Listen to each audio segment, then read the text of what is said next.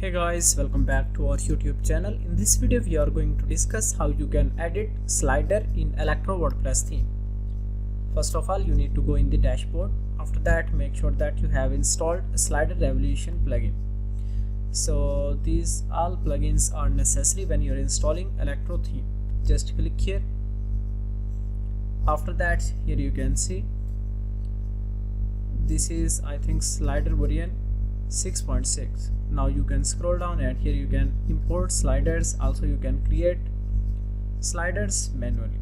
So now here you can see this is slider 1 that is created. Now if you want to edit, just click here.